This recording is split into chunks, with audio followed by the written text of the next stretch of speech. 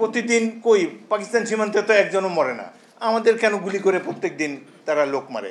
চোরতন্ত্রের তল্পি বাহককে সমর্থন করতে গিয়ে তারা বাংলাদেশের 19 কোটি মানুষকে শত্রু বানিয়ে ফেলেছে। তারা ভারত সরকারের সবচেয়ে বড় ভুল হলো বাংলাদেশের মানুষকে তারা শত্রু বানিয়ে ফেলেছে আওয়ামী লীগকে বন্ধু বানাতে গিয়ে।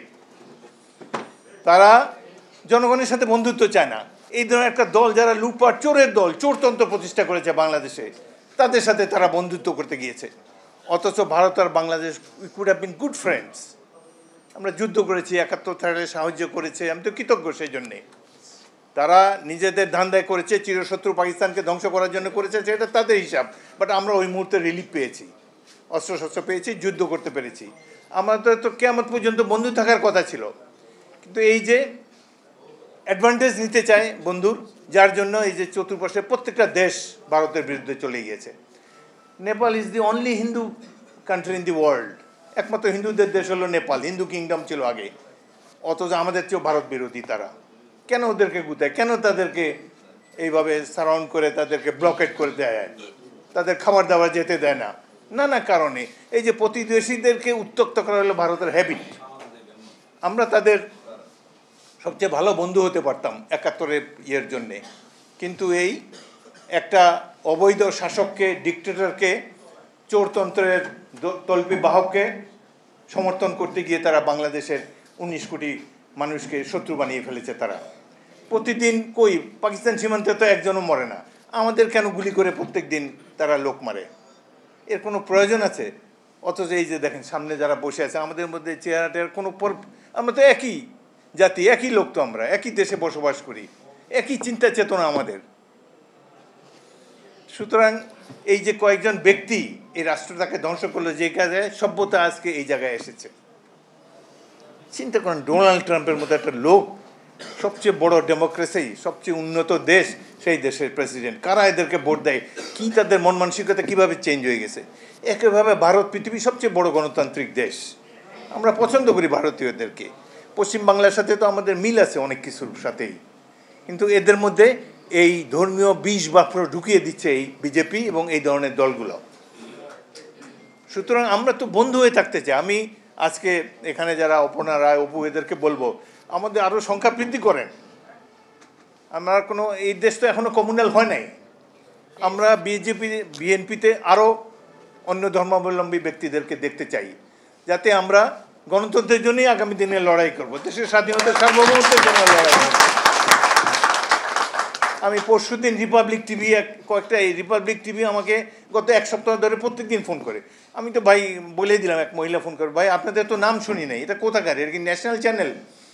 বলে যে না, আমাদের 6 মিলিয়ন সমর্থক আছেন নাকি তাদের এখানে। আমি তো ভাই আপনাদের তো নাম টাম শুনি নাই। আচ্ছা ঠিক আছে, দেখবো না, আজকে আমি অসুবিধা আছে যেতে পারো না। আমি পরশুদিন তাদের ইয়েটা দেখলাম, যে এরা এই যে চ্যানেল আমাকে বারবার ধরে এরা কি বলে। ওইখানে তাদের প্রোগ্রাম দেখে একদম আকাশ থেকে পড়লাম। সেখানে প্রোগ্রামের অ্যাঙ্কর বলতেছে দেয়ার হ্যাজ বিন এ কু ইন বাংলাদেশ, অভ্যুত্থান হয়েছে এবং সেখানে মার্শাল ল জারি করা হয়েছে। আমি নিজের কানে শুনেছি পরশুদিন। ভারতীয় একটা টিভির অ্যাঙ্কর, ওয়েস্ট বেঙ্গলের টিভি বোধহয় রিপাবলিক, বলতেছে এটা সামরিক অভ্যুত্থান হয়েছে, বাংলাদেশে এখন মার্শাল ল চলছে। এত বড় নির্জলা মিথ্যা কথা আমি না শুনলে বিশ্বাসই করতাম না, অন্য কেউ আমাকে বললে। সো এইভাবে একটা দেশের, ভারতের মতো একটা বৃহৎ গণতান্ত্রিক দেশ, ওয়ার্ল্ডস বিগেস্ট ডেমোক্রেসি, আমরা তাদের ডেমোক্রেসিকে অ্যাপ্রিসিয়েট করি। তারা এইভাবে একটা বাংলাদেশের মতো উন্নয়নশীল একটা দেশ, আমরা কারোর জন্য কোনো থ্রেট না। আমরা আমাদের দেশের লোককে খাওয়া দাওয়ায় আমরা সুখে শান্তিতে বাঁচতে চাই, উন্নয়ন চাই। যেই জন্য যুদ্ধ করেছি, সেই সাম্য, মানবিক মর্যাদা, গণতন্ত্র, এগুলো দেখতে চাই। এগুলোর জন্য তো আমরা যুদ্ধ করি।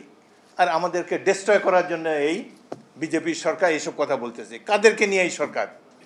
তাদের হোম মিনিস্টার চার্জশিটভুক্ত আসামি গুজরাট কিলিংয়ের, নরেন্দ্র মোদী, তার বিরুদ্ধে অভিযোগ ছিল এবং আমেরিকা যুক্তরাষ্ট্র তাকে ভিসা দেয় নেই। এগুলো তো প্রমাণিত সত্য।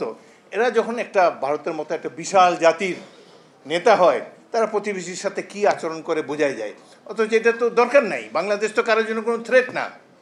আমরা আমাদের জনগণের মান উন্নয়ন, জীবনযাত্রা মান উন্নয়নের জন্য গলদ কর্ম, আমাদের কোনো দিকে তাকাবারও সময় নেই। আমরা শুধু চাই যেন আমরা ভাই একটা ভোট দিতে পারি, আমাদের দেশের সরকারটা যেন নির্বাচিত সরকার, এটাই আমরা চাই। গত 17 বছর এই জন্য তো আমরা যুদ্ধ করেছি। বিএনপির কত নেতা জীবন দিয়েছে রাজপথে। এবং সর্বশেষে এই যে ছাত্র আন্দোলন, আমি তো ভাই অনেক বয়স হয়ে গেছে, যুদ্ধ করে 71-এ যুদ্ধ দেখেছি, ওই সময় বাংলাদেশের বাঙালি জাগরণ দেখেছি আমরা। তারপরে এই গত 16-17 বছর কেবল আক্ষেপই করে গেছি প্রত্যেকটি সবাই যে হায় রে, গণতন্ত্র তো আর দেখতে পেলাম না।